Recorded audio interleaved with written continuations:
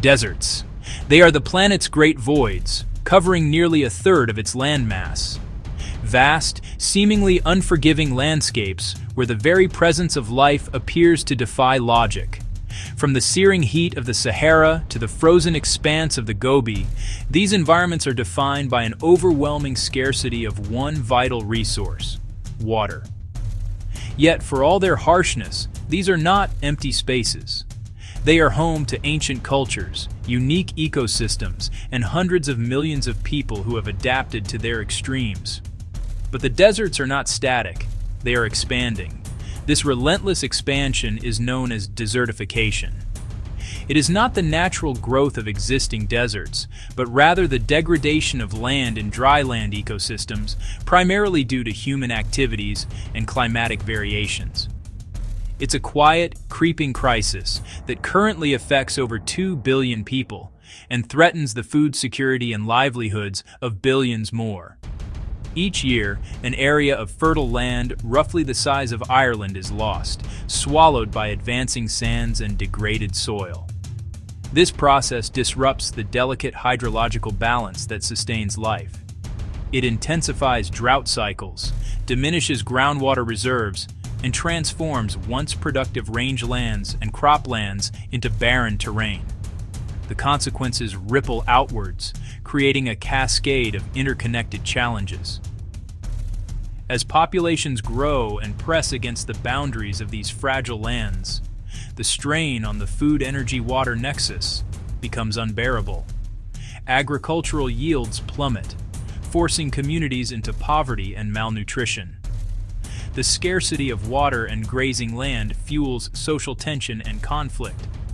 Ultimately, it drives one of the largest, yet least visible migrations of our time, as millions are displaced from their ancestral homes, becoming environmental refugees. The economic toll is staggering, with global losses estimated in the trillions of dollars, impacting everything from agricultural output to public health. Projections to 2050 paint a stark picture. Global water demand is set to increase by over 50%, while climate change is expected to make arid regions even drier. For centuries, humanity's primary response to the encroaching desert has been one of two extremes: retreat and abandonment, or a brute force war against nature. We have drilled ever deeper wells, often depleting ancient aquifers faster than they can recharge. We have built colossal dams and diverted entire rivers, sometimes with devastating ecological side effects. These are solutions born of desperation, often demanding immense capital and energy, placing them beyond the reach of the most vulnerable communities. But what if our approach is fundamentally flawed? What if, instead of fighting the desert, we could learn to work with it? What if we could harness the subtle, often overlooked forces within these extreme environments? The answer may lie not in overwhelming force, but in simple, elegant engineering. Solutions that leverage natural processes to unlock hidden sources of water and begin the patient work of reclaiming lost ecosystems. This is a shift in perspective, from conquering nature to collaborating with it. Welcome to Eco-Innovatech. In this series, we journey to the frontiers of environmental engineering, where human ingenuity is meeting the challenge of desertification head-on. Today, we explore two extraordinary projects that exemplify this new paradigm of liquid innovation and ecological engineering. Our journey will take us first to the windswept peaks of Morocco's Anti-Atlas Mountains. Here, an innovative technology is harvesting the coastal fog that rolls in from the Atlantic, literally turning thin air into a reliable source of fresh water for remote communities. Then, we travel to the edges of China's vast deserts to witness the legendary Green Great Wall. We will see how millions of simple, low-cost straw grids are being used to halt the march of sand dunes, creating stable microclimates where life can once again take root. These are not tales of futuristic fantasy. They are real, scalable solutions being deployed today, transforming lives and landscapes. This is a story about more than just survival. It's about resilience, restoration, and the profound possibility of making even the most hostile environments bloom sustainably. In the rugged Anti-Atlas Mountains of southern Morocco, specifically the Ait Bamrani region, communities have long faced a stark reality. Here, the advance of desertification is not a distant threat, but a daily struggle. Extreme drought has rendered traditional water sources unreliable, often contaminated, forcing residents, primarily women and children, to spend hours each day on arduous journeys just to collect a few liters of water. Yet almost every morning, a hidden ocean rolls in from the Atlantic. This is the Garbi, a dense, life-giving fog, born from the interaction between the cold Canary Current and the warm, moist air above it. For generations, this atmospheric river was seen as little more than a frustrating mist, a damp veil that obscured the sun but offered no relief from the pervasive thirst of the land. The phenomenon is a classic example of orographic lift. As the steady trade winds push this low-lying cloud deck inland, it encounters the formidable barrier of the mountains. Forced to rise, the air cools, and its water vapor condenses into an even denser fog, saturating the air at altitudes between 600 and 1,200 meters. It is a predictable, recurring weather pattern, a vast, untapped reservoir of fresh water flowing directly over one of the most water-stressed regions on Earth. The challenge was not a lack of water, but a lack of means to harvest it. This paradox set the stage for an engineering revolution, one that would turn the sky itself into a wellspring of life. In response to this critical need, the German Water Foundation, in close collaboration with local partners like Darcy Hamad, engineered the Cloudfisher, a deceptively simple yet brilliant piece of passive infrastructure. The core concept is to intercept this horizontal precipitation. Imagine giant modular mesh frames anchored to mountain ridges, perfectly positioned to face the moist, fog-laden winds. But the true innovation lies in the details. The material.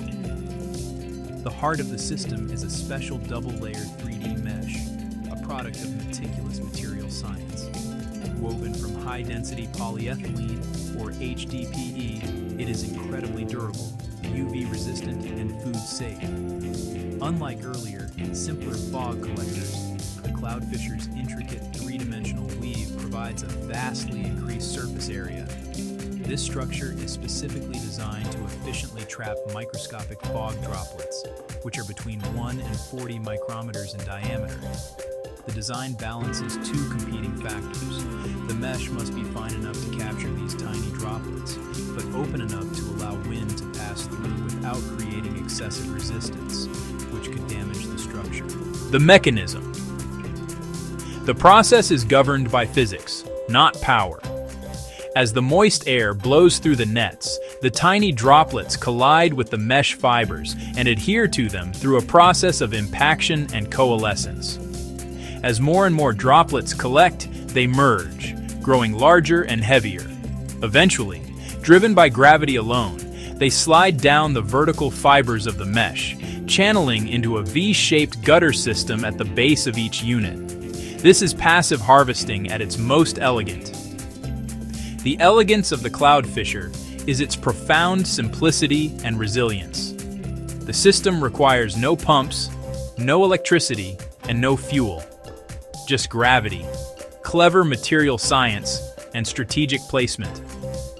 From the collection gutters, the harvested water flows through a network of sealed, food-grade pipelines, protecting it from contamination as it travels down the mountainside. This water is then channeled into central storage tanks, or cisterns, which are covered to prevent evaporation and the growth of algae. A simple, gravity-fed chlorination drip can be added at the reservoir outlet to ensure the water meets World Health Organization standards for potability before it is distributed. The impact on the Ait Bamrani community has been transformative. Before the Cloudfisher, a family might spend up to 25% of their income on trucked-in water of questionable quality.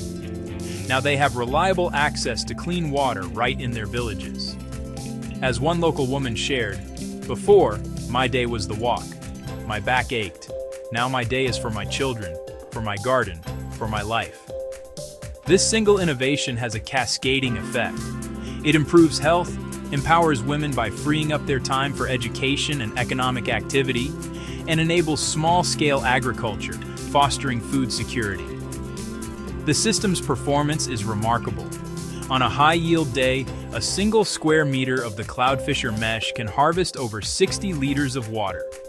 The entire installation on Mount Baut Mesgida, the largest of its kind, can provide up to 36,000 liters of clean water daily to over 1,600 people across 15 villages. It is a testament to how appropriate technology, designed in harmony with local geography and community needs, can create a sustainable and life-altering source of abundance from the air itself. While the mountains of Morocco harness the subtle power of fog, the vast, arid plains of northern China battle a different kind of monster: the relentless, creeping advance of the desert. For decades, two of the world's largest and most formidable deserts, the Gobi and the Taklamakan, have been expanding their dominion.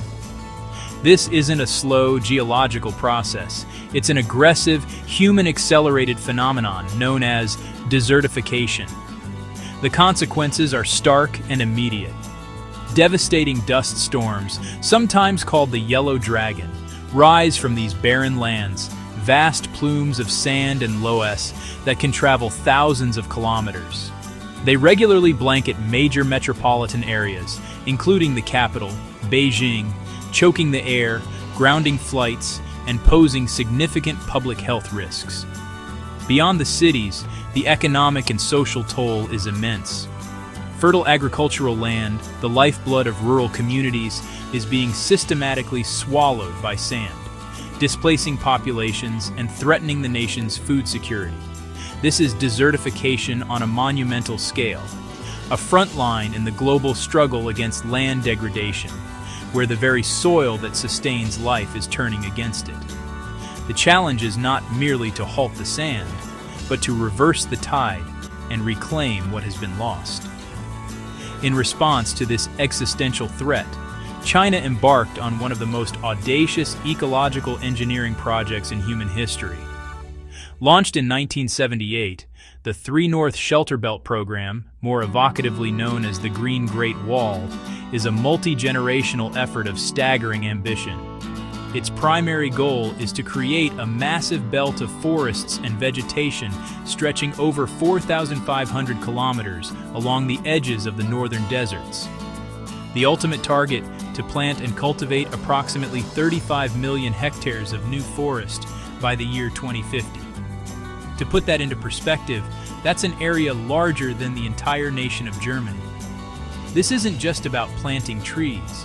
It's about constructing a living, breathing barrier designed to act as a buffer against wind erosion, stabilize the soil, and fundamentally alter the regional microclimate. The program represents the largest human-made ecological project on Earth, a testament to long-term national commitment. But it also raises a profound engineering question. How do you build a forest on a foundation of constantly shifting sand dunes, one of the most unstable and inhospitable environments on the planet? The answer lies not in a single piece of advanced technology, but in a brilliantly simple, scalable, and labor-intensive technique. The key innovation isn't high-tech sensors or artificial intelligence, though those tools do play a crucial role in monitoring and planning. The foundational breakthrough is an incredibly effective low-tech method: straw checkerboards. The process, known as Shaba Fong Gai in Mandarin, is elegant in its simplicity. Millions of pounds of wheat or rice straw, and sometimes reeds or other dried plant matter, are transported to the desert's edge. There, teams of workers manually press the straw halfway into the sand, creating a precise grid of low walls. These grids typically measure between 1 by 1 and 3 by 3 meters, forming a vast, repeating pattern across the undulating dunes. The grids are often aligned diagonally to the prevailing wind direction, a critical detail that maximizes their effectiveness in disrupting airflow. The magic of this simple intervention lies in its multifaceted impact on the physics of the dune environment. First, and most obviously, is dune stabilization. The semi-buried straw walls act as a physical barrier, preventing the fine sand particles from being lifted and transported by the wind.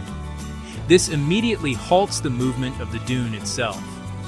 Second, the grid functions as a powerful wind barrier. As wind flows over the surface, the checkerboard pattern creates friction and turbulence, significantly slowing down the wind speed at ground level. This reduction in wind shear drastically reduces erosion and creates a calmer zone within each square. Finally, and most crucially for what comes next, these grids create thousands of sheltered microclimates. Within each square, the sand is protected from the desiccating winds and the full intensity of the sun. This allows precious moisture from rainfall or dew to linger longer in the sand, and it moderates the extreme temperature fluctuations between day and night. In essence, each square in the grid becomes a tiny, hospitable incubator for life in an otherwise hostile landscape. Once the checkerboard matrix has tamed the immediate environment, the second phase of reclamation begins. Into the center of these newly stabilized, sheltered squares, workers plant carefully selected seedlings. The choice of species is critical to the long-term success of the project. These are not just any trees, they are pioneer species, hardy warriors of the plant kingdom, specifically chosen for their extreme drought resistance and their ability to thrive in sandy, nutrient-poor soil. Species like Haloxylon amodendron, or the Saxall tree, and various species of Tamarix and Carigana are common choices. Their deep root systems are adept at seeking out scarce water and anchoring themselves firmly in the sand. The straw checkerboard continues to play a vital role even after the seedlings are planted. As it slowly decomposes over 1 to 3 years, it releases organic matter and nutrients directly into the sand around the young plant's root zone, acting as a natural, slow-release fertilizer. This enrichment of the sterile sand is a crucial step in building a self-sustaining ecosystem. As the seedlings grow, their own root networks begin to interlock, further binding the sand. Their foliage provides additional shade and windbreak, reinforcing the stabilizing effect initiated by the straw. Over time, a remarkable transformation occurs. The temporary, engineered grid gives way to a permanent, living one. The dunes, once mobile and destructive, become anchored, vegetated, and eventually productive. It's a battle won not with overwhelming force, but with patience, immense scale, and a profound understanding of ecological engineering. The measured outcomes of the Green Great Wall Project are significant. Satellite data from NASA and other agencies has confirmed a noticeable greening trend across large swaths of northern China. Studies have documented a measurable decrease in the frequency and intensity of sandstorms reaching eastern cities, providing tangible relief to millions. The project has successfully stabilized vast areas of mobile dunes, protecting critical infrastructure like railways and highways that were once perpetually threatened by burial. However, a project of this magnitude is not without its challenges and criticisms.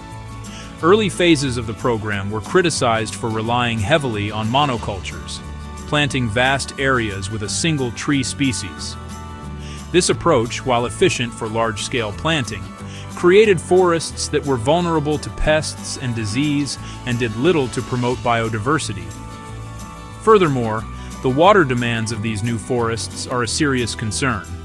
In an already arid region, planting billions of trees, even drought-resistant ones, can strain already scarce groundwater and river resources, sometimes lowering the water table and impacting downstream users. The sheer labor required for installation and maintenance is another ongoing challenge. In response to these issues, project managers have adopted more adaptive strategies. There is now a greater emphasis on planting a mix of native shrubs and trees to create more resilient and biodiverse ecosystems. Water usage is more carefully monitored, with a shift towards species that are better matched to local precipitation levels, reducing the reliance on irrigation. The Green Great Wall is a dynamic, evolving experiment. It serves as a powerful lesson in the complexities of large-scale geoengineering, demonstrating both the potential for humanity to restore degraded landscapes and the critical importance of working with, rather than against, the intricate systems of nature. It is a long, arduous, and imperfect fight, but one that is slowly, grid by grid, turning sand back into soil. What these two seemingly disparate projects share is a common philosophy: working with, not against, the environment. They represent a profound understanding of ecological systems and the power of simple, scalable innovation. Passive versus active. The cloudfisher uses natural atmospheric processes. The straw checkerboards leverage wind dynamics and biological decomposition. Neither relies on massive energy inputs. Local solutions, global impact. Both projects provide localized solutions to global problems of water scarcity and desertification, making communities more resilient and self-sufficient. Eco-friendly and sustainable. These are not quick fixes, but long-term regenerative solutions that enhance ecosystems rather than merely exploiting them. In a world often obsessed with high-tech billion-dollar solutions, these projects remind us that some of the most impactful innovations are those that observe nature's patterns and provide elegant, sustainable assistance. From harvesting the invisible moisture in the air to coaxing life from shifting sands, these are not just engineering marvels. They are acts of profound ecological restoration. They show us that with ingenuity, collaboration, and a deep respect for natural processes, we can truly make the desert bloom. Which of these projects do you find more inspiring? Fog harvesting or the Green Great Wall? Let me know your thoughts on these desert innovations in the comments below. If you're passionate about solutions that bring life to the toughest places, hit that like button, subscribe to Eco-Innovatech, and join us next time as we continue to explore the technologies shaping our sustainable world.